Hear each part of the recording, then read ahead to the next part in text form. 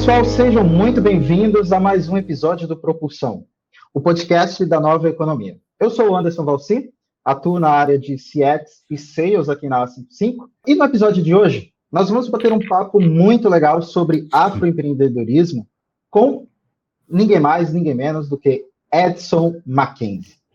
Esse cara é um cara, não tem nem o que falar, o currículo dele já fala por ele, né? Porque o cara, ele é diretor de investimentos da aceleradora americana The Venture City, é investidor de startups, é mentor de negócios, o cara é comunicador, já foi radialista, já foi reconhecido como um dos empreendedores mais influentes do país pela revista Isto É, em 2013. E, cara, o cara é multitarefas, né? Então, pessoal, tá com vocês, Mac. Seja bem-vindo. Ô, meu irmão. Obrigado, Anderson. Caramba, que coisa boa, né? Eu acho que esses títulos são legais, porque ajudam a meio que colocar a gente mais ou menos numa compreensão, mas tudo é muito fluido, né? A gente está sempre fluindo. Por exemplo, a The Venture City já não se posiciona mais como uma aceleradora, a gente hoje se posiciona só como fundo de investimento. Então a gente vem se apresentando como um fundo de investimento early growth, com foco em empresas que têm o potencial de ganhar escala global. A gente tem olhado muito para empresas de base tecnológica que têm um modelo de, preferencialmente, o que possa ser comercializado ou como software, como serviço, mas que principalmente possam ser escaláveis globalmente. Então, a gente tem olhado muito para isso. Então, por isso que não dá para dizer só... Eu acho que esses títulos são muito legais. Eu acho que o que eu tenho tido mais orgulho ultimamente é que o meu livro está aí já quase indo para as bancas, né? Então, talvez quem está acompanhando a gente aqui na 55 e que tem dificuldade de querer saber um pouco mais sobre como pode construir um pitch perfeito, então, por exemplo, é o que eu estou fazendo agora. Então, acho que mais do que esses títulos, né, públicos ou até encontros, acho que o mais legal é o Mike é um cara legal, é um cara do ecossistema, é um cara que está compartilhando e colaborando a construir um mundo melhor. Acho que esse é o que me deixa mais feliz. Não, sem dúvidas. E, cara, eu já estou curtindo pra caramba esse nosso papo aqui, né? Eu, particularmente, sou grande fã do seu trabalho. Eu sei da empresa que você tinha lá, Videolog, mas isso aí a gente vai falar no decorrer da conversa. A gente sabe, Mac, que você é um cara muito habilidoso em várias áreas, né? Como eu já falei, é comunicador, já foi radialista, é professor, empresário, mentor, investidor e palestrante, né? Mas conta para nós, como foi a sua jornada até chegar aqui? Lá do início até chegar aqui. Um breve resumo. Legal, cara. Eu acredito que não dá para contar a minha história sem contar a história dos meus pais, né? Meus pais são imigrantes nordestinos, minha mãe é o segundo casamento do meu pai, então optou aí para o Rio. Eu acabei nascendo no Rio, né? Eu acredito que eu sou filho da estrada, né? Então, do Ceará até o Rio de Janeiro, a estrada é longa, não tinha televisão. Então, foi assim que eu cheguei. E a gente chegou no Rio com aquele status de imigrante, né? Imigrante nordestino, buscando uma oportunidade, sem muito o que às vezes se posicionar ao falar. Então, desde então, eu fui ensinado, desde muito jovem, a ir atrás das coisas que eu sonho, que eu tenho vontade, dos meus desejos, das coisas que eu quero construir. E desde lá, então, eu nunca me acomodei, ou principalmente eu quis simplesmente aceitar a realidade que me foi dada. Então, eu sempre olhei para tudo à minha volta, e aí eu acho que um ponto que a gente, até do nosso tema aqui, né, ser mameluco, né, ser essa mistura de índio com negro. A gente sofre de várias formas, né? Então, hoje a gente pode falar disso mais abertamente, né? Mas nunca foi fácil, né? E mesmo, por exemplo, independente de falar da questão de cor, a gente pode falar, por exemplo, da questão da regionalidade, né? Então, eu, por exemplo, como carioca morando em São Paulo, a gente também sofre outros tipos de preconcepções que podem atrapalhar o nosso desenvolvimento. Então, tudo é um grande desafio, tudo é uma grande barreira que a gente tem que buscar quebrar no dia a dia. Então, são muitas aprendizagens que a gente teve ao longo do tempo. Então, como nada foi muito fácil, eu sempre olhei para tudo que estava à minha volta e tentei buscar dentro de mim como eu poderia aprender um pouquinho com tudo isso que estava acontecendo. E durante esse processo de aprendizagem, eu consegui entender que sim, era possível conquistar um pouquinho mais, sim, e um pouco mais além do que do que me estava pré-estabelecido. Então, é assim que eu venho me desenvolvendo e trabalhando muito.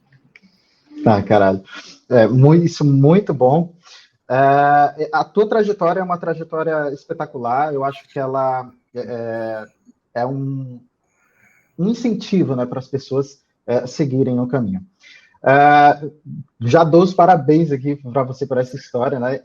Você conseguiu chegar lá, né, e mostrar para os ignorantes e racistas desse país, né, que um negro ou uma mulher negra, ele pode e deve chegar ao topo. Isso é muito bom, cara. Mas já indo para a próxima pergunta, vamos falar um pouco sobre a empresa que te projetou, né, que é a Videolog. Como foi para você administrar uma das maiores empresas de compartilhamento de vídeo do mundo na época? Porque, pelo que eu me lembro, a Videolog ela nasceu em 2004, se eu não estou enganado, isso? E naquela época vocês eram maiores do que o YouTube, ou estou enganado? Na realidade, o YouTube não existia, né? O YouTube ele começou em fevereiro de 2005, né? Mas eu queria dar um passo atrás aqui sobre você usou uma expressão, né, os ignorantes, né? Então, se a gente for na etimologia da palavra, aqueles que não, os ignorantes são aqueles que desconhecem, né? Aqueles que não têm profundidade, que ignoram fatos conhecidos. E aí o ponto interessante que a gente tem que olhar para isso é que, na realidade, eles acabam muito. A maioria das pessoas acaba muitas vezes reproduzindo alguns comportamentos, né? Então, essa reprodução de comportamentos faz com que muitas vezes a gente tenha aí que ter muito cuidado, até mesmo na hora de se relacionar. E o fato, também, outro grande fato que acontece é que quando as pessoas falam para mim sobre a minha história, a minha trajetória, aí tentando encurtar aqui, eu acabei só fazendo uma introdução, mas encurtar. Basicamente, assim, vamos começar que eu sou filho de imigrantes nordestinos, nascido e criado no subúrbio carioca, né? Não é nem no subúrbio, né? Mas num bairro bem distante, que é o bairro de Bangu. Cresci ali, estudei em escola pública a vida inteira, aprendi a falar inglês sozinho, e aí minha relação com a minha mãe sempre foi muito forte, porque minha mãe sempre foi muito apaixonada por rádio, a gente não tinha televisão, então eu queria trabalhar em rádio para poder me relacionar, para poder dar um pouco de orgulho para ela, né? Então, essa relação do rádio me fez com que eu tivesse que ser muito cedo entender que eu precisava aprender muito, a me comunicar muito bem, a saber me expressar, e aí eu fui moldando os meus sonhos a partir dali a ter cada vez mais conhecimento sobre a área da comunicação. E aí, já respondendo a tua pergunta, eu acreditava que a minha vida era o rádio. Então, quanto melhor eu pudesse me comunicar, mais longe eu conseguia ir. E durante esse processo, eu descobri que havia um processo de mudança, de migração, onde as pessoas queriam se comunicar de outras formas. Foi quando o meu sócio, que começou com a ideia inicial do Videolog, né, que é de você, o Ariel Alexandre, que hoje mora na Europa, ele tinha a ideia de simplificar o processo de compartilhamento de vídeos. A gente abriu uma produtora de áudio, que aos poucos virou uma produtora de vídeo. Da produtora de vídeo, a gente entendeu que era muito mais efetivo a gente conseguir ter uma melhor velocidade na aprovação dos conteúdos. Então, o que, por exemplo, naquela época, a gente tinha que colocar um conteúdo numa fita cassete, mandar para o cliente, para ele aprovar, para ele voltar, para a gente poder editar e mandar para a televisão, a gente conseguia fazer isso online aí em 2003 para 2004. Foi quando a gente pensou em construir esse primeiro portal de vídeo. Então, o que eu quero dizer com essas duas histórias que eu estou contando, que assim como agora, eu não me percebo um cara de sucesso, né? Eu não me percebo esse cara que as pessoas falam que está acima e que conseguiu, porque a gente muitas vezes não percebe as mudanças das coisas que a gente tem, ou que a gente conquista. A gente só percebe quando alguém para e fala, cara, olha que legal, né? E olha quanta coisa bacana você representa. E aí e a gente também vem de uma cultura Sócrate-platônica, que é mais fácil um camelo passar por um buraco da fechadura do que um rico entrar no reino dos céus. Ao mesmo tempo, a gente tem essa coisa de, nossa, Mike, você é incrível. Eu falo, não, que isso, imagina. Poxa, porque a humildade ela é muito bem vista. E se eu viro e falo assim, cara, obrigado, porque cara, eu estudei pra caramba para chegar aqui, eu me dediquei pra caramba para chegar aqui. Eu tive que quebrar muitos preconceitos, barreiras e quebrar muitas preconcepções para ser quem eu sou. E se eu começo a me colocar assim, Isso agora está mudando um pouco, mas até bem pouco tempo atrás era mal visto, esse cara é um babaca, é um metida besta, né? E hoje não. Nossa. As pessoas estão olhando para isso, não. Nossa, esse cara tem atitude, é o cara que eu gostaria de me representar. Então, eu vivo um pouco nesse mundo ainda, eu ainda não percebo tudo isso, né? Claro, a gente estava até comentando aqui agora há pouco, acabei de chegar de uma viagem ao exterior, cheguei agora há pouco e um monte de coisa já aconteceu. E sim, né? É um fato incrível, né, cara? Um cara de onde, quando eu olho para trás, eu vejo a minha história, a minha trajetória, chegar aqui, né? Dar uma entrevista para a 55, para mim é assim, inimaginado. Mas, ao mesmo tempo, eu não consigo só olhar para isso aqui. Claro, eu aproveito o momento, sou muito feliz com o que está acontecendo agora, mas eu ainda olho muito para o futuro, aonde eu quero chegar, aonde as coisas que eu quero fazer, até meio filosófico, aproveitando esse processo, as oportunidades que a vida me deu. Não, bacana, cara. E assim, só a gente sabe, né, o que a gente passa para chegar onde a gente está, né, nesse momento. Então, eu sinceramente, assim, eu fico bastante tocado, né, quando eu ouço uma história assim de superação, porque a gente sabe que a gente não tem a oportunidade, a gente é que tem que correr atrás da oportunidade, né? Criar as oportunidades, né? Basicamente isso, né? Criar do nada as oportunidades. Uhum. Mas, enfim, continuando o assunto sobre a videolog, né? Você falou aí que se deparou com várias situações, várias desconfianças, né? Dentro da videolog, né? Você era CEO na época, né? Você se deparou com essas situações de desconforto, de desconfiança, né? Porque na época você, como um comunicólogo, já é uma pessoa visionária, né? Você pode... como que você lidou com essas questões? Né? Questão eu acho que é mais fácil eu te exemplificar. Estrutural. Então, exemplificar algumas coisas que aconteceram.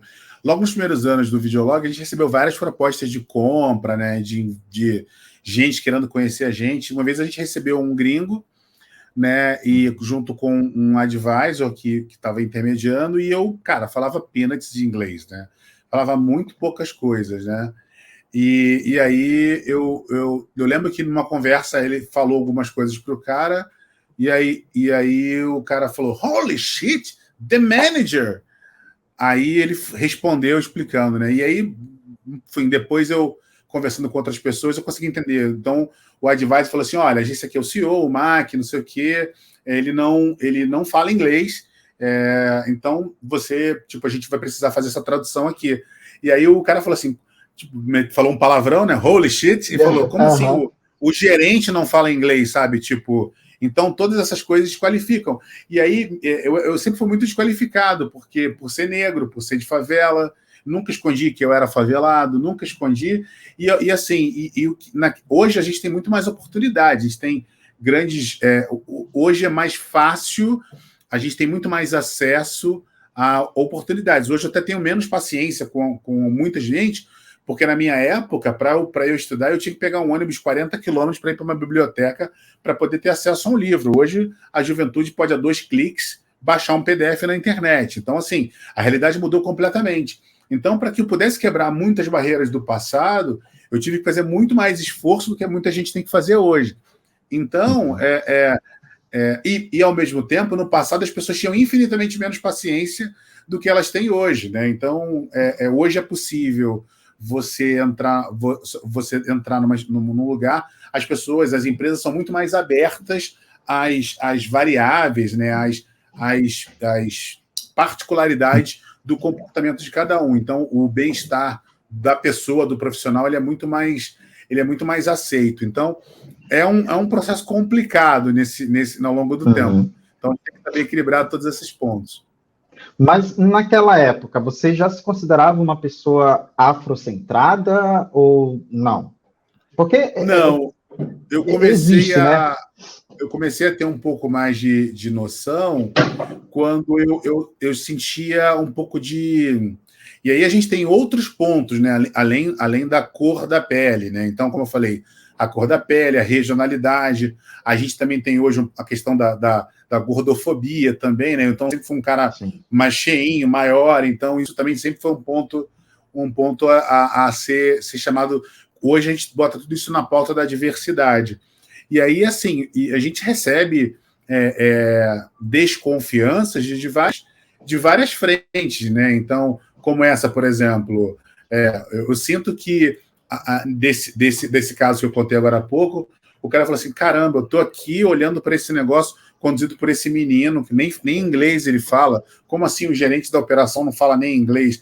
Então, eram outros tempos. Então, a gente sentia, e ao mesmo tempo, conquistar alguns status era muito complicado, né? Então, não era tão... Hoje, como você está falando, por exemplo, a gente percebe uma preocupação muito maior dos eventos, colocar pessoas negras, colocar pessoas trans, ter uma diversidade sobre gênero nas grades. A gente percebe uma preocupação. No passado, a gente não tinha essa preocupação. Não tinha. E hoje, quando a gente olha para uma capa de revista, quando a gente olha para uma convenção na diretoria, quando não tem, a gente percebe isso com muito mais facilidade.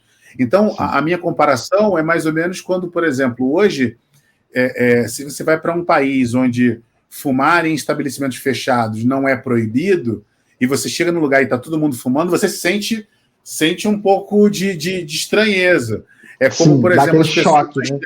Dá aquele choque. É como, por exemplo, se chegar num país onde já não é mais obrigatório o uso da máscara, você vê todo mundo sem máscara, você dá aquele choque, né? Então, a mesma coisa por exemplo, quando você chega antes de você chegar num cargo de diretoria, ter uma pessoa de outra orientação sexual, de outro gênero, ou com outra cor de pele, já era estranhado. E hoje em dia, isso já é aceito e mais buscado. Então, também tem uma grande mudança de comportamento.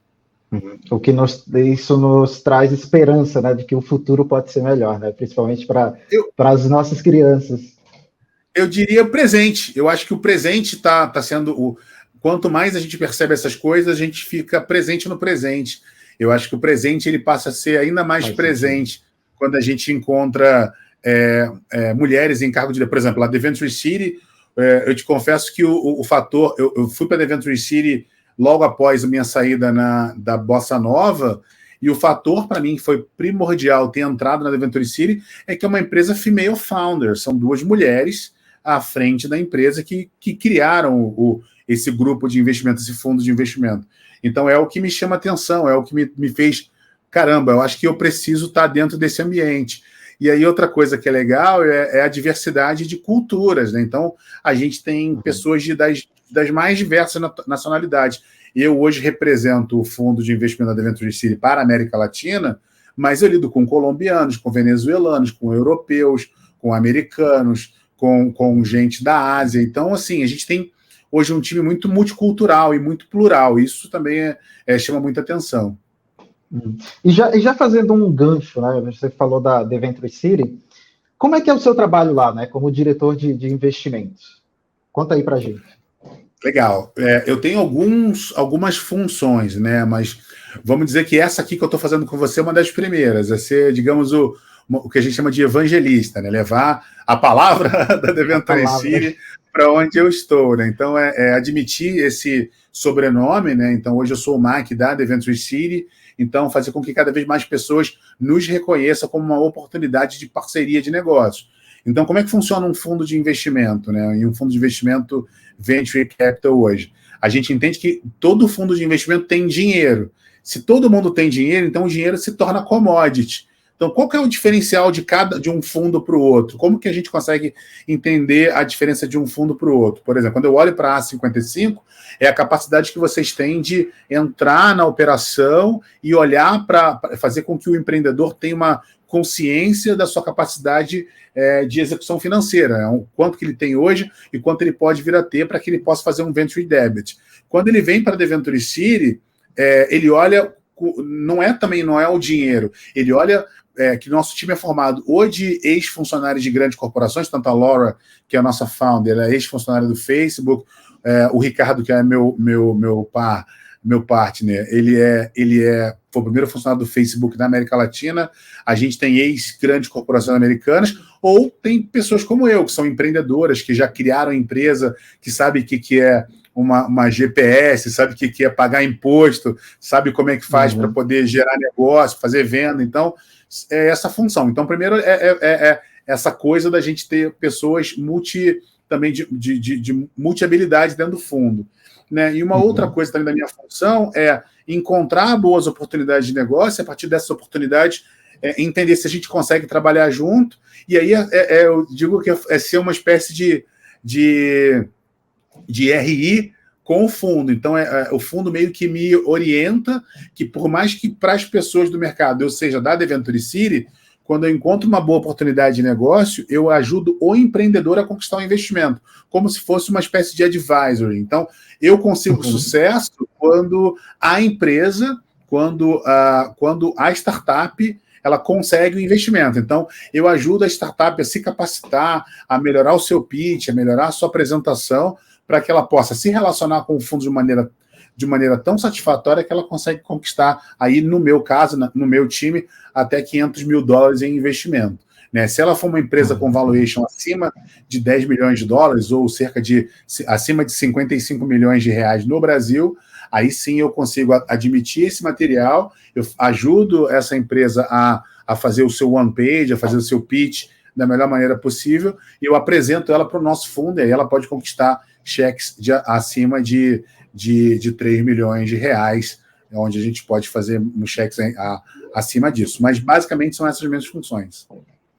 Legal. E lá, vocês atendem todo tipo de empresa ou é um tipo específico de startup?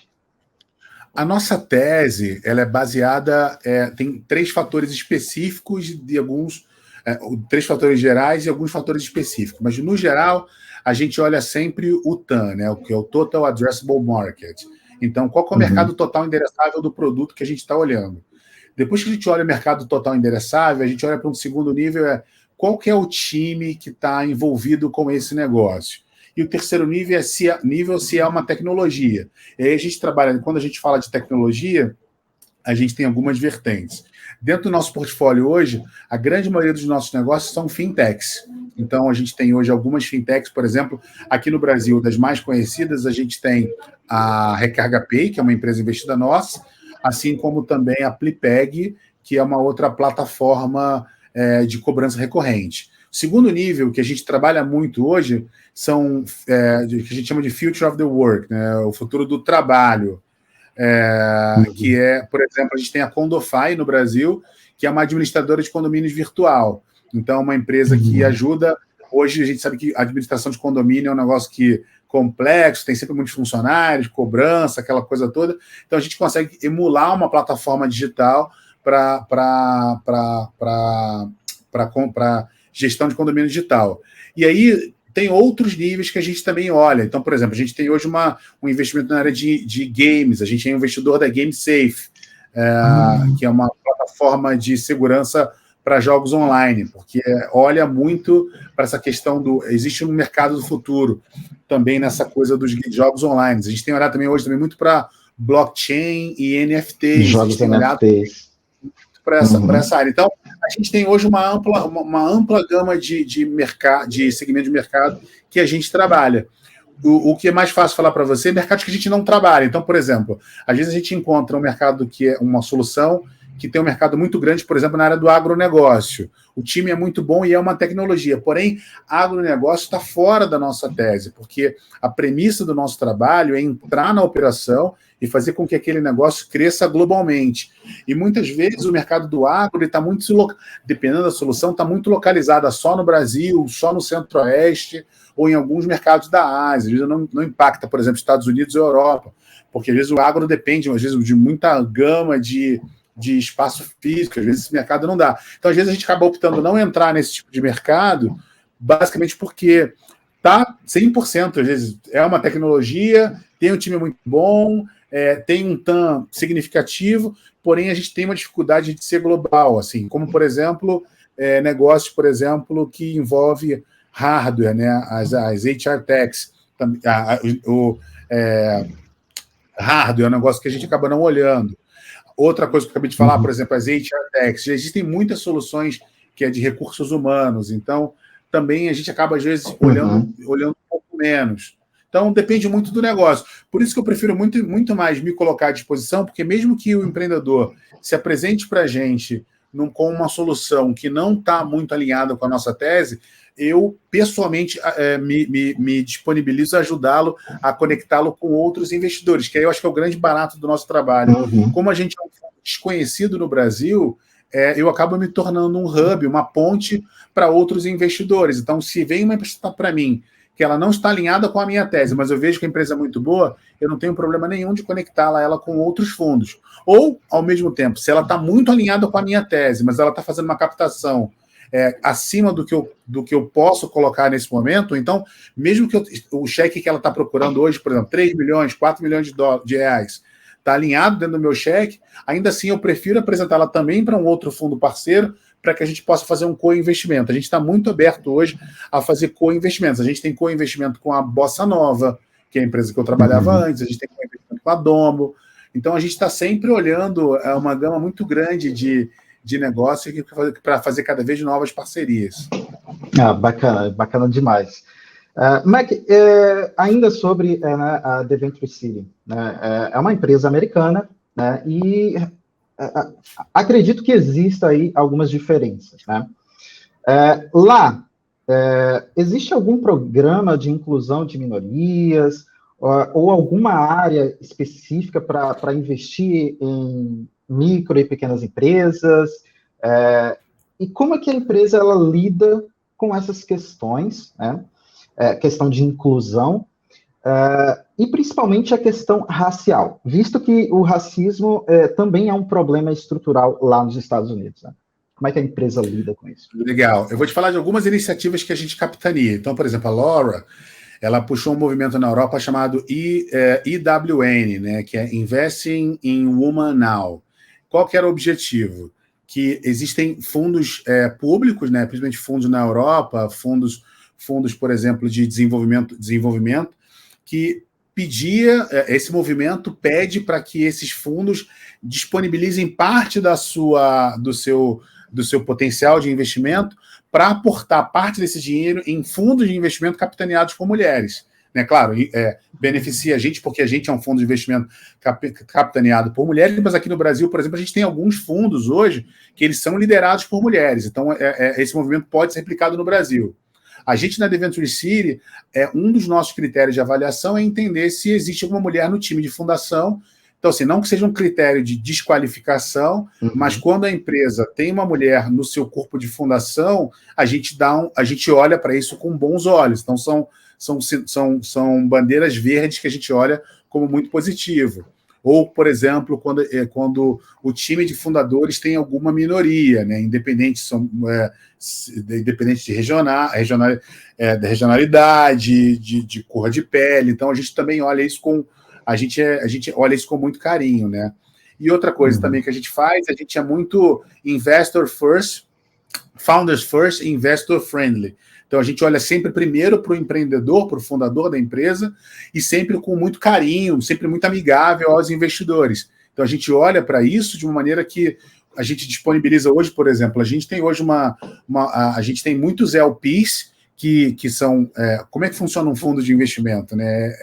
São investidores ou famílias que acabam colocando grana para que a gente possa administrar nesse investimento. Então, a gente hoje tem uma área também de muita capacitação para LPs, em especial para LPs e também fundadores que são representantes dessa, que a gente chama de não representados, né, dessa diversidade. Então, a gente tem hoje um trabalho muito próximo e é uma coisa que a gente gosta muito. Isso é muito legal, cara.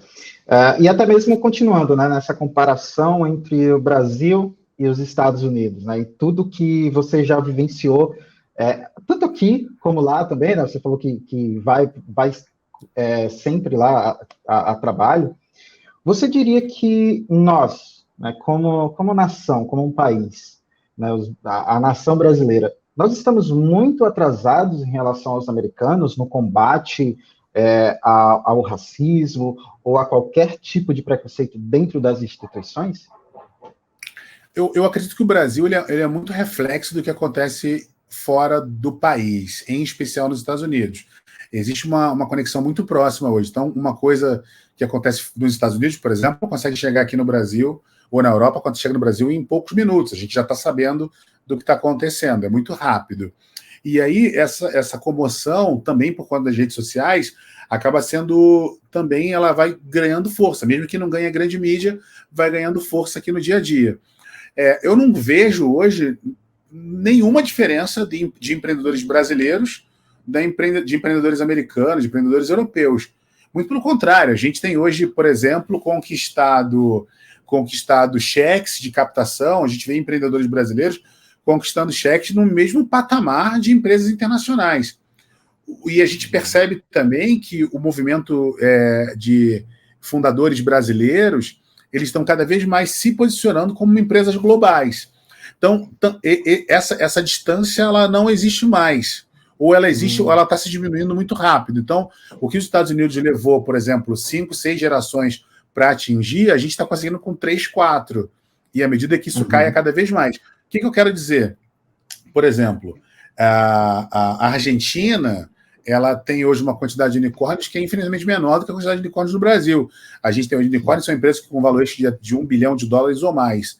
E quando a gente olha, por exemplo, de empresas de brasileiros, a gente tem a Brex, que é uma fintech, que ela se tornou uma deca unicórnio. Quer dizer, que é uma empresa que já vale pelo menos $10 bilhões ou mais. Caraca. Que é uma empresa de fundadores brasileiros. Então, assim, a gente não tem nada a dever para ninguém, em nenhum lugar do mundo.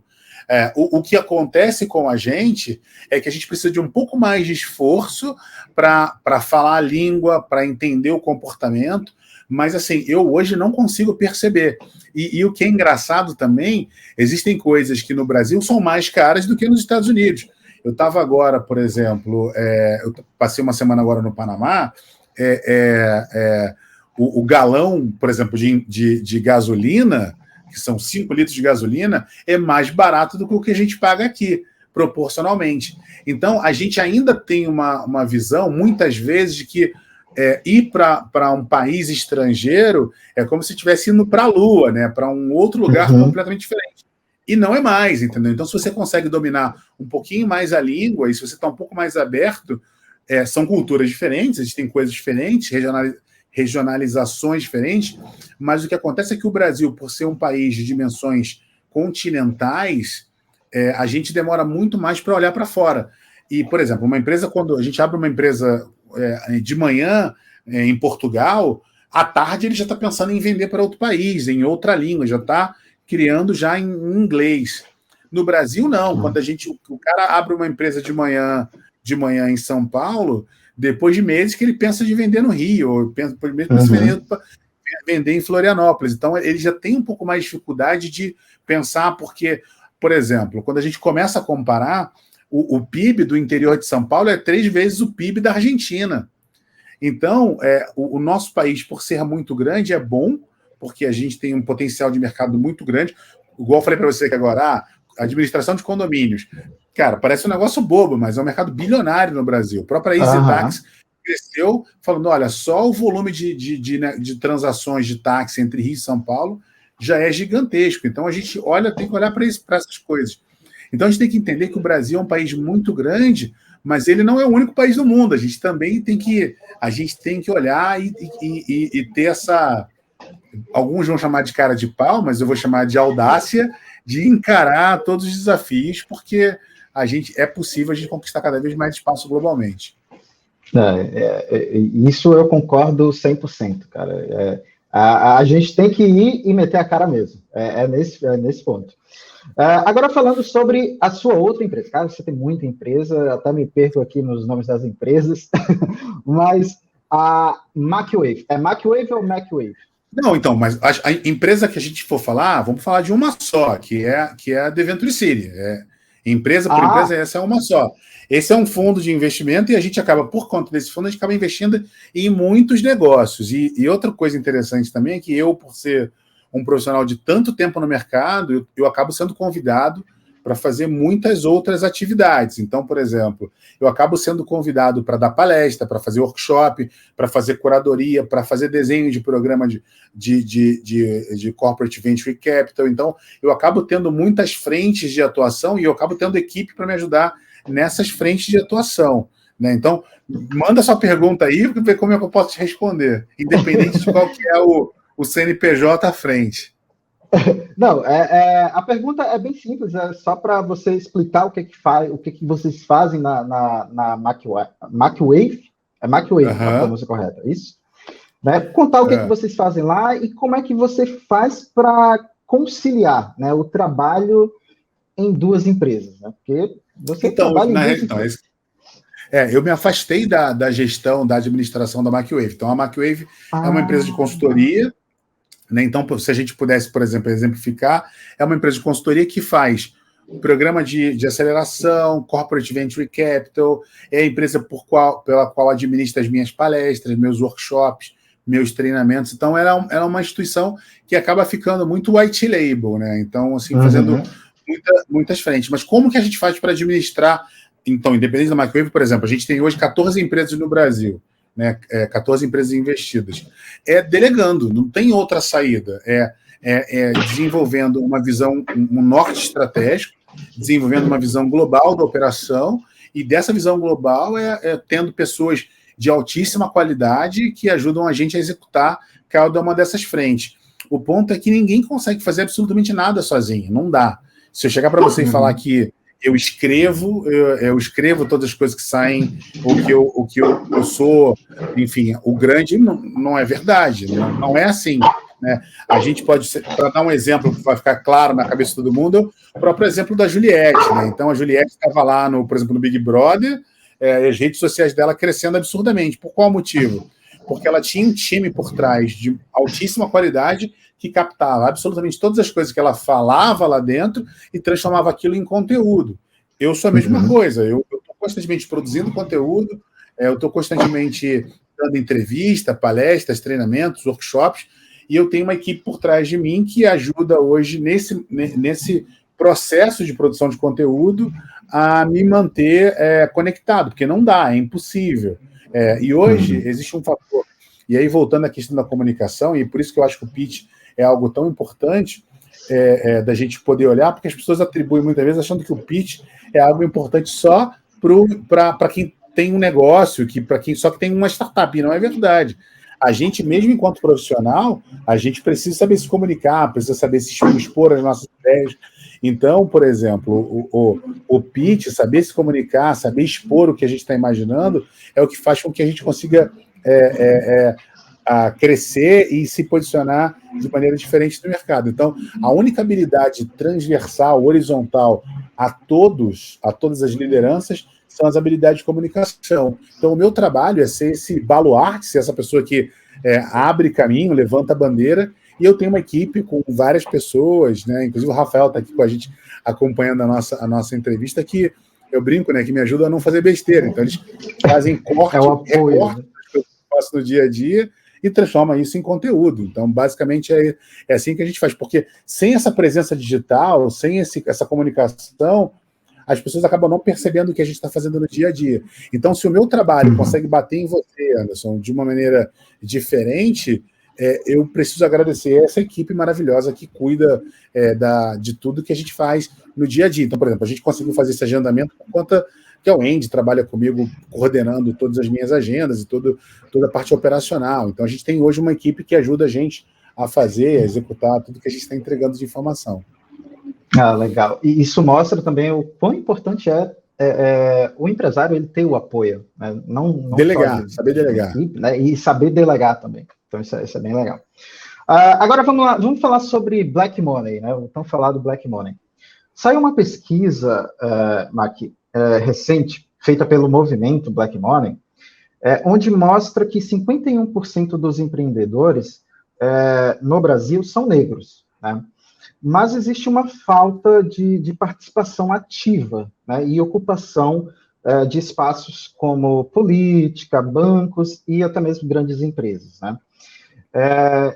E nesse mesmo dado, né, eles levantaram também que cerca de 61,5% desses empreendedores que são negros são mulheres, né, que muitas vezes são mães solteiras e precisam administrar o tempo entre o trabalho e a casa. Né? Você acredita que a falta de participação ativa, né, e ocupação de espaços como política, bancos e grandes empresas da população negra se deve basicamente ao quê? Né? Qual que é a tua visão sobre isso? Legal. Essa mesma pesquisa, se não me engano, do Instituto Feira Preta, junto com o movimento Black Money, eles falam muito, por exemplo, que o índice, o volume de negócios liderados por pessoas de origem parda ou negra são tão grandes porque são pessoas que não encontram uma oportunidade no mercado formal de trabalho então elas vão para o que a gente chama de empreendedorismo por necessidade. Elas buscam o empreendedorismo como uma forma de sobrevivência. E por conta disso, e exatamente por essa função, elas acabam não encontrando muita oportunidade ou espaço para poder se dedicar a outras coisas. Então tem uma frase que acho que todo mundo vai concordar comigo, que é: quem trabalha muito não tem tempo de ganhar dinheiro. Basicamente, eu não consigo nem dizer isso de uma outra maneira, ou de uma forma mais polida ou diferente. Então, assim, se existem pessoas hoje, por exemplo, como o Jeff Bezos, um cara que está, ganhando dinheiro muito, é porque ele consegue construir uma rede de pessoas abaixo dele que estão executando coisas que ele não consegue crescer. Então, o conceito de riqueza que a gente tem hoje é um conceito muito onde você troca horas da sua vida para você poder ter um volume de dinheiro que te ajude a sobreviver, e você muitas vezes acaba entrando num fluxo tão intenso que você não consegue, essa é a resposta, não consegue olhar para absolutamente mais nada. Você fica vivendo naquela pirâmide de Maslow ali e você não consegue fazer mais nada. São poucas as pessoas dentro dessa categoria de pessoas que acabam buscando espaço para poder criar representações. Por isso que eu não gosto de falar sobre... a expressão que eu gosto de usar são não representados. Porque a comunidade negra, a comunidade LGBT, a comunidade de imigrantes... é uma comunidade muito grande e elas estão fazendo muita coisa. O que acontece é que essas comunidades não conseguem representação nessas outras áreas que você está falando, como política, mas, por exemplo, conseguem muito na cultura, porque é uma expressão que, onde ela vai buscar o lazer, ela acaba se representando com muita força. Então, o que a gente precisa fazer? É criar melhores condições ou fazer o que a gente chama de equidade. Então, o que é a equidade? Isso eu escutei uma vez de um amigo meu, Bruno, que trabalhava no governo de São Paulo, Bruno Freitas. Ele falava o seguinte: cara, eu, branco, filho de pessoas abastadas da aristocracia, para estar aqui sentado nessa mesa conversando com você, eu tive que fazer muito menos esforço do que você. Porque da onde que eu venho, de onde que você, Mark, veio, você tem que fazer muito mais esforço para poder atingir e conquistar o que você tem aqui hoje. E aí, coincidentemente, eu ouvi exatamente a mesma coisa. Uma vez eu fui dar uma palestra que o palestrante antes de mim foi o Armínio Fraga. E o Armínio Fraga falou exatamente a mesma coisa. Ele falou: olha, eu que sou branco, filho de pessoas da Zona Sul, filho de uma família da aristocracia, tive muito mais facilidade de estudar em bons colégios e conquistar melhor educação e automaticamente conquistar bons cargos. A probabilidade de uma pessoa que da periferia, e foi uma palestra no Rio de Janeiro, no REC em Rio, da comunidade chegar aqui para falar nesse palco é muito baixa. E aí, eu ouvindo ele falar, quando eu subi, eu falei: olha, eu gostaria de agradecer ao Armínio Fraga por ter feito uma introdução sobre a minha pessoa, porque eu vim aqui justamente para falar sobre isso, como a gente precisa seguir em frente. Então, assim, não tem... E aí o que acontece é que muitas vezes, e aí eu percebo muitas vezes, e é onde que as pessoas caem no golpe, elas estão tão acostumadas a serem exploradas ou a encontrar dificuldade, que às vezes elas encontram uma oportunidade para criar um atalho, às vezes elas caem nesse atalho, às vezes não é esse o caminho. Então, quer dizer, uma vez eu ouvi, por exemplo, o grande mestre Karnal falando que o fator que faz com que ele seja um historiador tão bom é o fator BC. Aí ele falou: mas o que é o fator BC, Karnal? Ele falou: bunda cadeira. Então, assim, não tem jeito.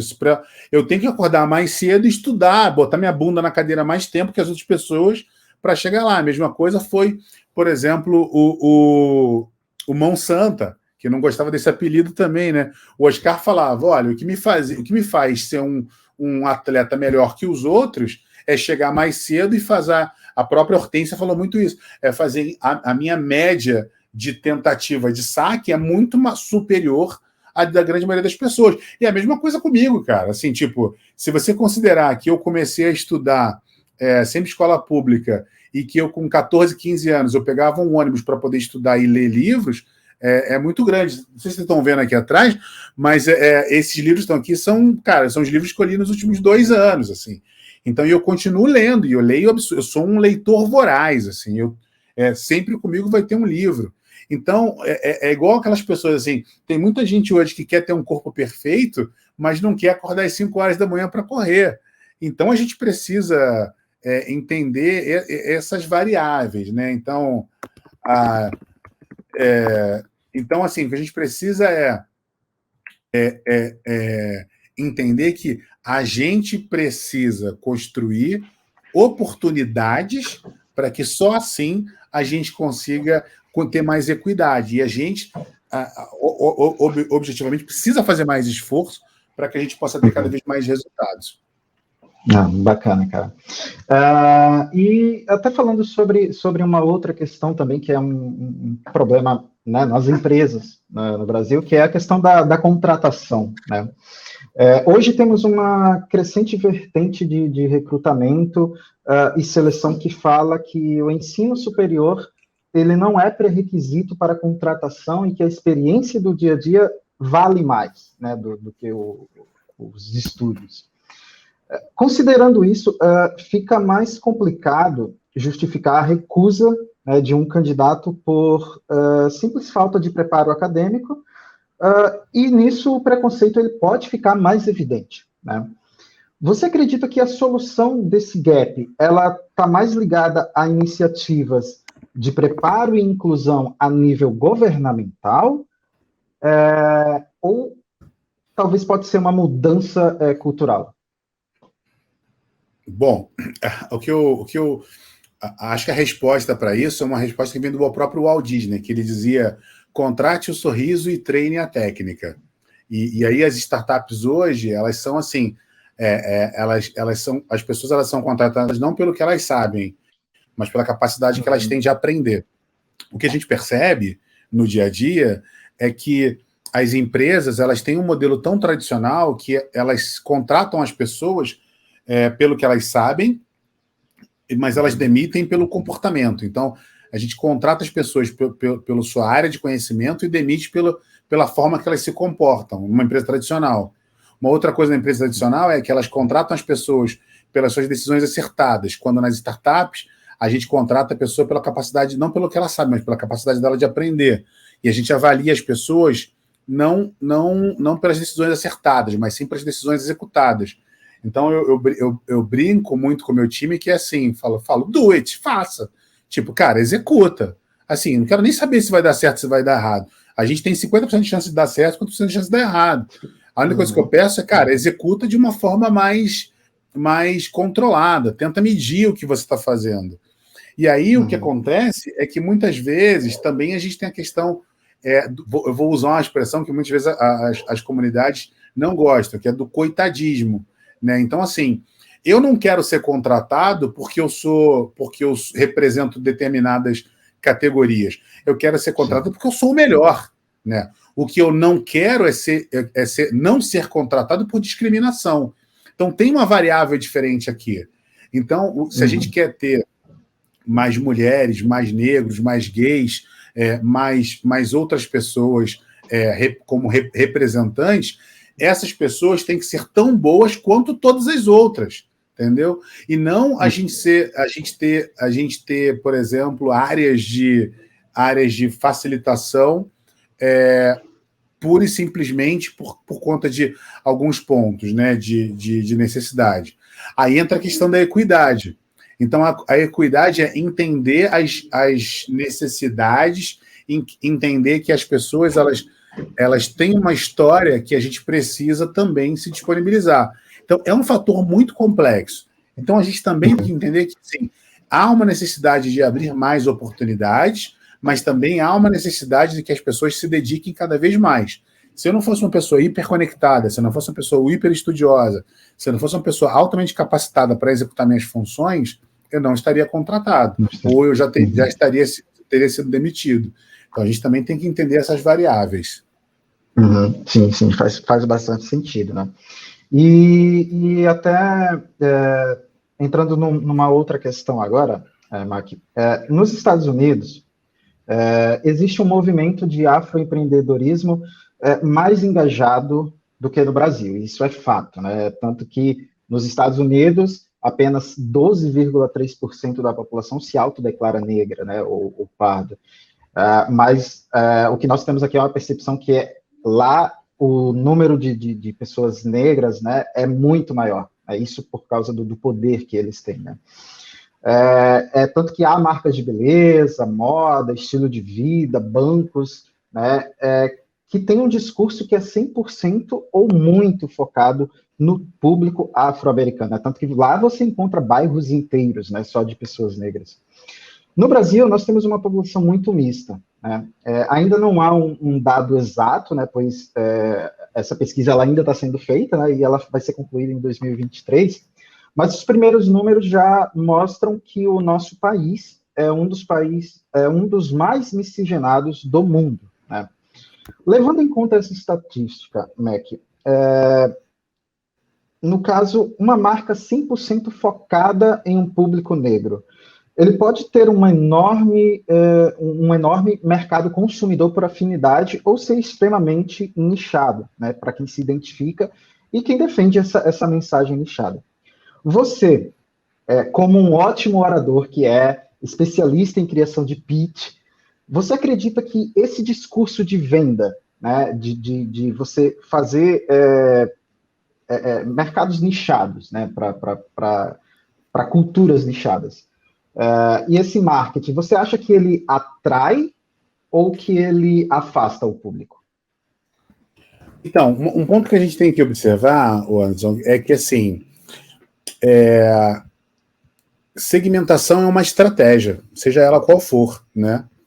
E eu acho que também a gente precisa entender também um pouco que a composição cultural americana ela é diferente da composição cultural do brasileiro. E aí eu vou tentar ser bem histórico para que a gente possa ser mais claro.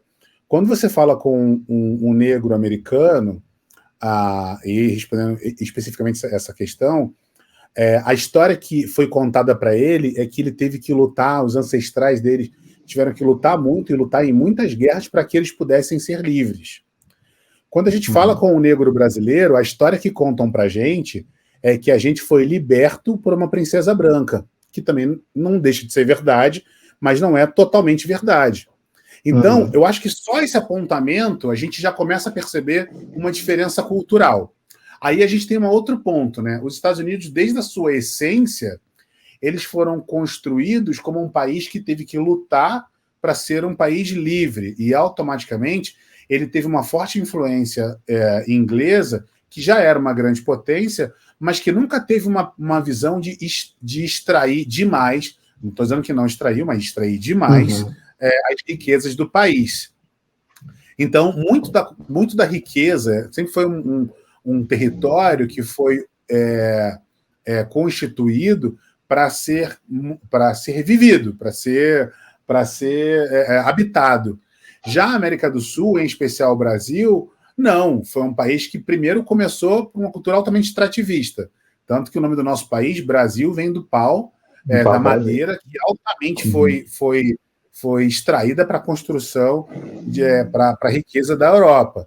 E a segunda coisa é que, à medida que a gente foi construindo, a gente foi separado em capitanias, e essas capitanias hereditárias, quer dizer, eram posses que eram passadas de pais para filho, que tinham seus senhores, e esses senhores eles exploravam a terra, e para que eles pudessem explorar a terra, eles recebiam, eles exploravam a população ali dentro daquela região. Então, foram recebidos muitos escravos e pessoas que não tinham muito o que fazer. Então, quem veio para o Brasil, muitas vezes eram pessoas que elas não eram benquistas nos seus países, e elas vieram para cá para tentar uma nova vida, um novo mundo. Então, se você era um falido, era uma pessoa ou falida, uma pessoa de conduta questionável na Europa, você vinha para cá para começar uma nova vida, mas uma coisa que minha mãe falava muito é que ninguém muda, quando muito melhora. E aí a pessoa que já não tinha uma conduta muito boa lá, veio para cá para tentar uma nova vida, mas com a medida que o tempo foi passando, só replicou um pouco. E aí acho que a grande pá de cal nessa história que eu quero te contar é que à medida que houve um declínio da coroa portuguesa, da coroa espanhola, vamos falar do coroa portuguesa, especial do Brasil, falou, olha, cara, banana para vocês aí na Europa, eu vou para o Brasil, que é meu novo mundo. Então, veio para cá, não, vamos construir uma nova monarquia.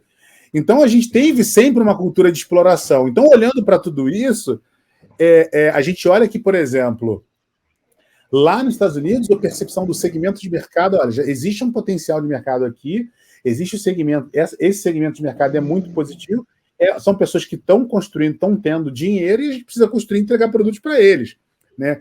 E na América Latina, em especial no Brasil, isso está acontecendo há muito pouco tempo.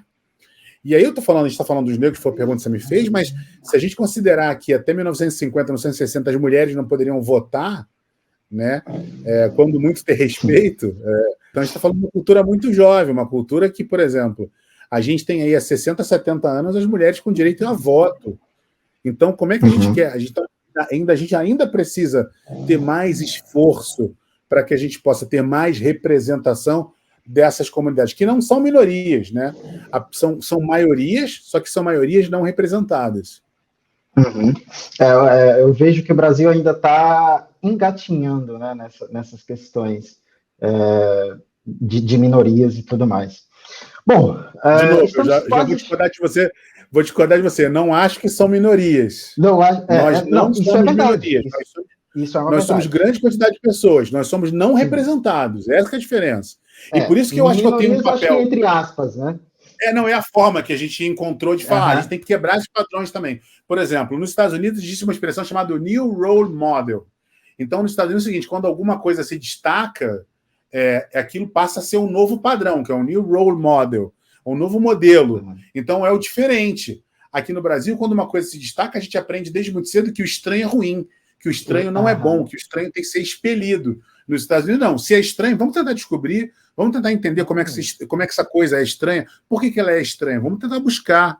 Então, lá, por exemplo, houve historicamente uma cultura dos inventores, dos estudiosos, desde a fundação do país, foram construídas as universidades, as academias, então os polos de cultura, e isso é um fator muito, muito jovem para o nosso país. Quando a gente fala, por exemplo, da Academia Brasileira de Letras, tem 120, 130 anos, então é uma coisa muito jovem. Então a gente é uma nação muito jovem e que, na verdade, a gente é uma nação de 500 anos, mas que demorou muito a pegar no tranco. Então vamos dizer que a gente é aquele filho, tem até uma piada, tem um humorista muito bacana que falava dos 4 amigos, não sei qual dos 4 que falava, que ia falar assim, é um menino que ele é o menino que ele fala assim, eu sou da quebrada, Ele tem uma piada muito engraçada. Tiago Ventura.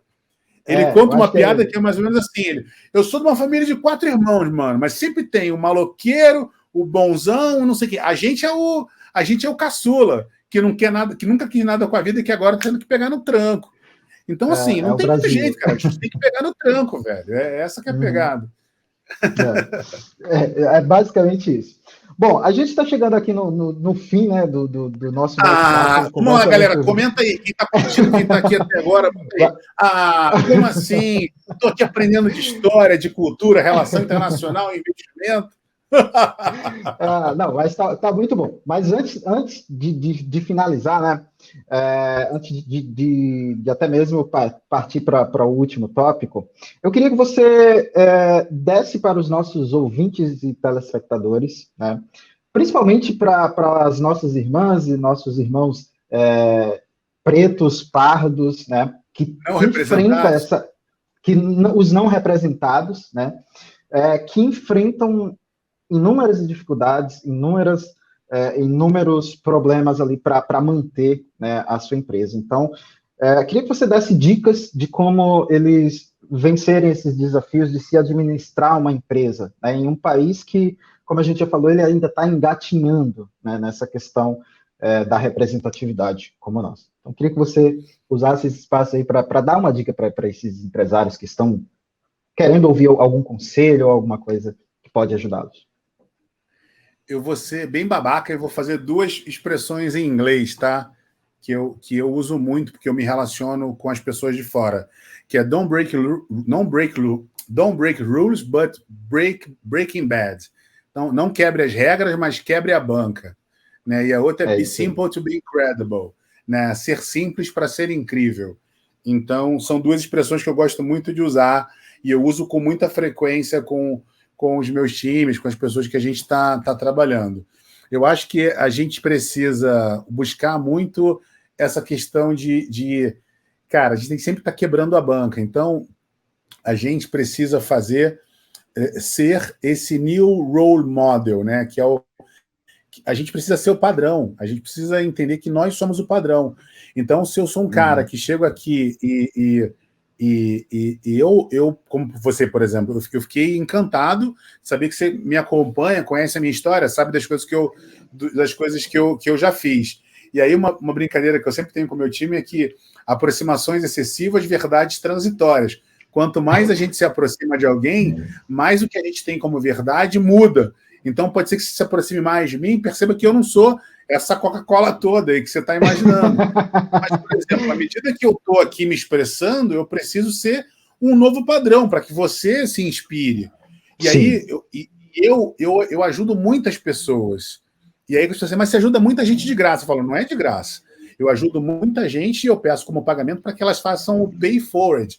Paguem passando para frente. Então, se eu inspiro você, se eu capacito você, se eu compartilho com você um pouquinho de conhecimento que eu venho adquirindo ao longo do tempo, e você se inspira em mim, começa a agir, me tem como esse new role model, esse novo modelo de regra, cara, a gente vai inspirando e vai criando, vai acelerando novas gerações.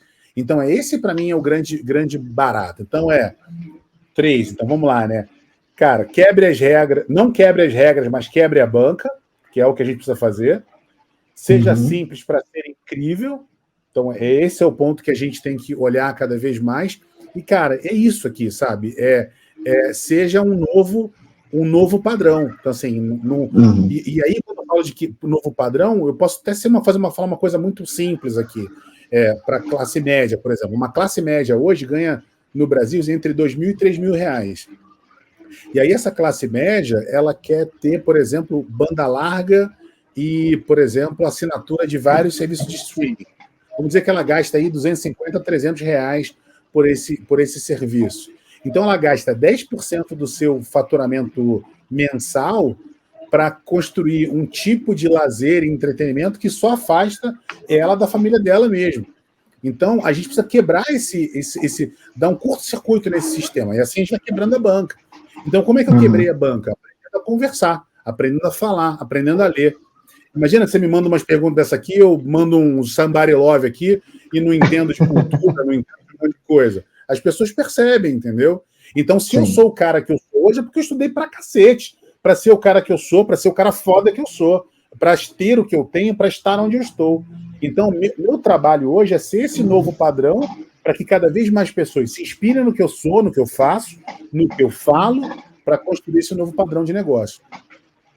Muito foda mesmo. Antes da gente chegar no fim mesmo, a gente tem um quadro aqui no nosso podcast que a gente faz aquelas perguntas, né? A gente fala uma coisa e daí o convidado ele vai falar o que vier na cabeça dele, tá? Quero. Isso. Então vamos lá. Chantilly. Adoro. Quero, bora e com chantilly são as melhores respostas para quase tudo. Isso é verdade. Mas vamos lá. Um livro que o Edson levaria para a vida inteira. Cara, eu sempre falo desse livro, eu gosto demais dele, cara, que é o Amor é a Melhor Estratégia. É um livro de um cara chamado Jim Sanders, que ele foi o chefe de estratégia do Yahoo. É um livro que eu adoro.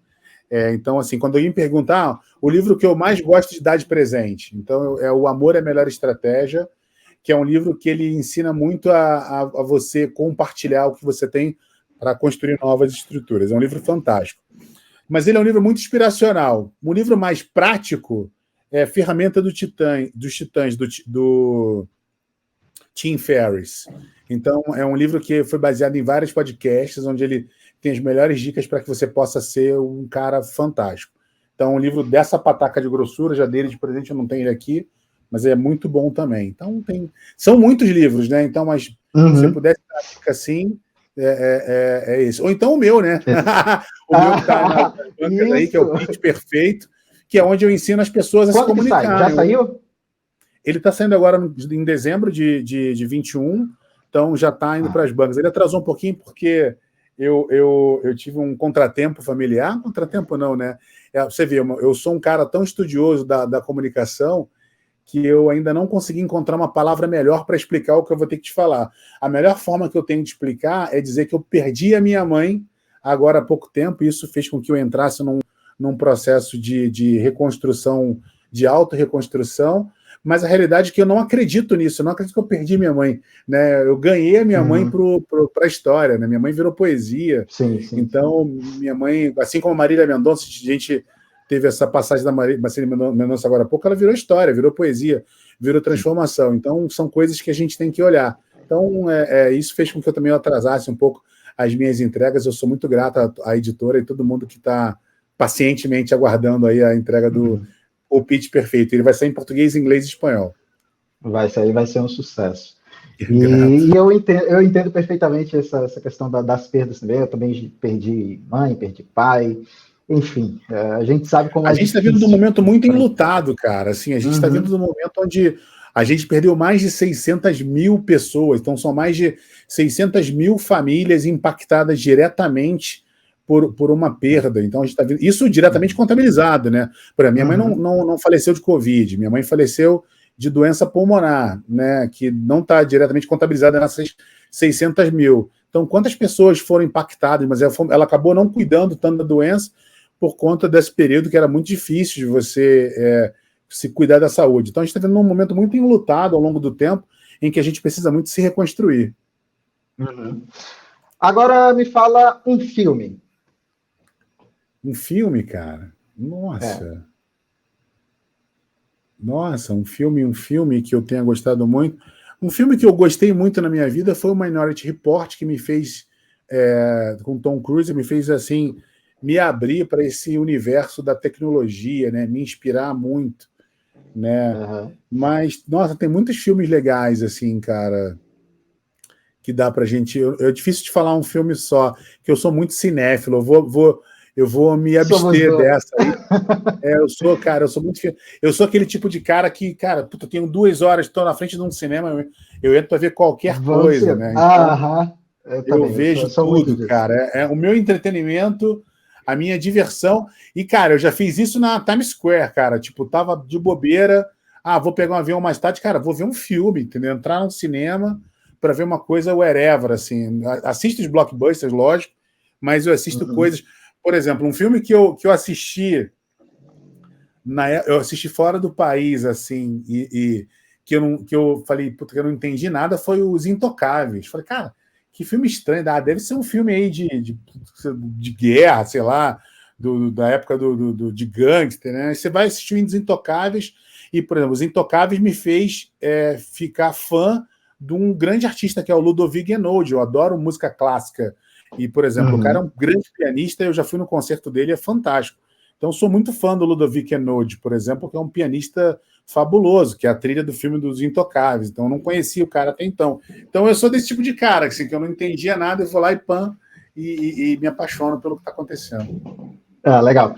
No caso, então, acredito que você já respondeu a próxima pergunta, que seria um artista, banda ou música favorita. Você falou aí, o Ludovic Einaudi, né? Então, provavelmente deve ser. É um gringo que eu adoro, cara. E artista brasileiro, eu gosto muito do Dennis DJ, né? Eu sou um fanzaço.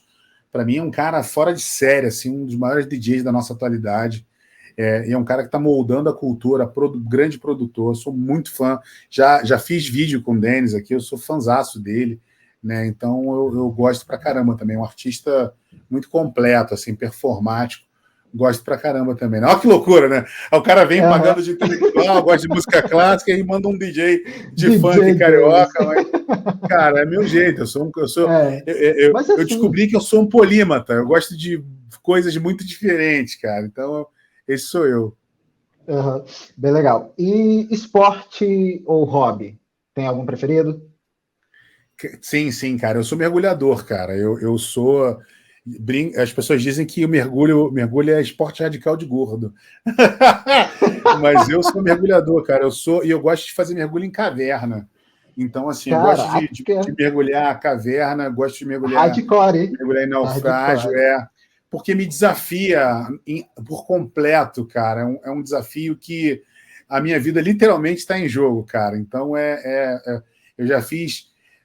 Já fiz mergulho com tubarão, já fiz mergulho com golfinho, mas nada se compara a você entrar num navio, num naufrágio, e, cara, com o menor deslize, a sua vida vai pro saco, assim, é muito louco, cara. É uma coisa que mexe muito comigo, mexe muito com o meu íntimo, assim. Ponto, talvez eu possa, então, aí, recomendar um bom filme de mergulho, eu recomendei esses dias mesmo, um bom filme de mergulho, que a gente possa ter um filme, se eu não me engano, ele está no Amazon Prime, que é Além das Profundezas. Então, um filme muito legal de mergulho. Tá aí, é um filme sueco, cara, nada por nada, e, cara, é um filme genial, assim. Além das Profundezas, muito. Eu amo essa coisa dos serviços de streaming, né? Porque eles nos trouxe a possibilidade de assistir filmes de outros países que a gente nunca imaginou ver, tipo um filme sueco sobre o mergulho, olha só. Maravilhoso. E outra coisa, como um bom carioca, você é flamenguista? Não, cara, não. Infelizmente, já ia ser preconceituoso aqui falar assim, infelizmente, eu não aprendi a bater carteira. Brincadeira com os flamenguistas aí, não. Cara, eu não sou muito fã de futebol, né? Mas como bom carioca, existem coisas assim, tipo, você vai a Roma, não vê o Papa, se você é carioca, não tá envolvido com futebol, você é altamente criticado, né? Então, eu torço para o Bangu, que é o time do bairro que eu nasci e cresci, e é um time que foi garfado em 82, o juiz era José Roberto Wright, né? Foi vice-campeão brasileiro em 82 contra o Fluminense, então eu gosto muito do Bangu. E aí eu acabo não comprando briga com nenhuma das torcidas. Isso é muito bom. E uma personalidade de referência? Quem que inspira o Edson Mackenzie? Nossa, cara, quem me inspira? Eu sou muito inspirado por mulheres, cara. Eu sou um apaixonado por mulheres, assim, né? Tem muitas mulheres fabulosas, assim. Então, cara, a Frida Kahlo é uma mulher que me inspirou muito pela sua força, transformação. Minha mãe foi uma grande referência pelos trabalhos sociais que ela fez e toda a capacidade de transformação. Angela Merkel. Nossa, cara, são tantas mulheres assim. Sim. Tem uma mulher que me veio branco agora, mas ela foi uma grande inventora. Ela inventou a radioatividade. Então assim, cara, são muitas mulheres. Assim, eu sou, por exemplo, um fato curioso, né? Tem o livro História de Ninar de Garotas Rebeldes. E eu amo esse livro. E aí eu, por exemplo, tenho um podcast da Brain Time da B9 que conta as histórias das garotas rebeldes. E toda vez que eu levo a minha filha para a escola, a gente vai ouvindo as histórias juntos, né? Então, cara, eu sou um apaixonado por mulheres, assim. Legal. Bem louco isso, assim. E para finalizar essa série de perguntas, né? Nos conta aí o maior motivo de orgulho do Edson Mackenzie. Cara, a mulher que eu tô construindo, né? Assim, que eu tô ajudando a construir, a Sofia, que é a minha pitoca, que o seu nome significa sabedoria, E quem conhece, por exemplo, quem conhece sabe, o time me lembrou aqui que é a Marie Curie, né, que foi inventora da radioatividade aqui, né, então, que morreu, por exemplo, por conta dos efeitos da radioatividade, inclusive. Então, mas um grande orgulho hoje é ser pai. Eu acho que é uma coisa que me realiza por completo. Cara, e assim, eu tenho uma relação com ela que é muito fora do normal. Nós somos amigos, assim, com um fato raro de termos alguns anos de diferença. Às vezes são 33 anos e às vezes são 2 anos, assim. Então a gente joga videogame junto, fiz ela se apaixonar pelo Super Nintendo, então a gente sopra a fita junto. Não. Então eu tenho muito orgulho da mulher que eu estou ajudando a construir. Para tentar dar um exemplo do que eu quero dizer, por exemplo, eu nunca falei para minha filha, desce daí que você vai cair, quando ela está subindo em algum lugar. Eu sempre falei, filha, espera o papai chegar perto que eu tenho medo de você cair. Então, eu não passo para ela os meus medos, as minhas angústias, as minhas frustrações. Então, a oportunidade de ver essa mulher incrível crescendo é um privilégio que eu tenho muito orgulho de ter, cara. Eu acho que é fora do comum. Cara, que legal saber disso tudo. Mac, para finalizar, você pode deixar aí as suas últimas palavras, né, a sua mensagem, algum recado para quem está ouvindo, aonde que as pessoas podem te encontrar, rede social, espaço aberto aí para você vender, né? Boa, legal. Galera, assim, eu acho que o passo mais legal é me conheçam, sabe? Assim, me busquem nas redes sociais, hashtag segue o Mac. Pode ser qualquer rede social, Instagram, LinkedIn, Facebook, Tinder, quer dizer, Teams, qualquer uma, você pode me buscar. Vai ser um prazer encontrar Inner Circle. Então, me busquem, por favor, vai ser uma honra conhecer vocês. Vamos nos conhecer. E se depois vocês me conhecerem, vai ser um prazer que vocês conhecerem. Se vocês ficaram até aqui, se vocês se identificaram com as minhas ideias, eu acho que a gente pode começar a pensar aí, saber se vocês podem gostar de mim. E a partir daí, se vocês gostarem de mim, se vocês confiarem no meu trabalho, podem querer buscar. Esse é meu terceiro livro, né? Tem 2, um é o Empreendedorismo Inovador, o outro é a Internet, o Encontro de Dois Mundos, agora está vindo o Pitch Perfeito. Então, espero que a gente possa se conhecer, conversar e construir uma relação. Eu acho que esse é o meu grande propósito, né? Que a gente possa se conectar de alguma maneira. Obrigado. Palavras, sou grato pela oportunidade. Obrigado, André, obrigado todo mundo da A55, obrigado você, Anderson. Obrigado a Júlia pela oportunidade de estar aqui também. Uma honra. Espero que a gente possa compartilhar cada vez mais informações e ajudar a construir um mundo melhor, né? Então, eu não tento nunca ser o melhor cara do mundo, eu tento ser o melhor cara para o mundo. Então, está aqui só a minha gratidão pela oportunidade. Muito bom bater esse papo contigo. Acho que a gente também tem que te agradecer, porque é incrível, tá? Muito obrigado pela presença. Esse foi o episódio de hoje, né, sobre afroempreendedorismo no Brasil. Falamos sobre Black Money, sobre história, sempre colaborando com quem deseja empreender. A conversa com você é fundamental. A gente aqui agradece, cara.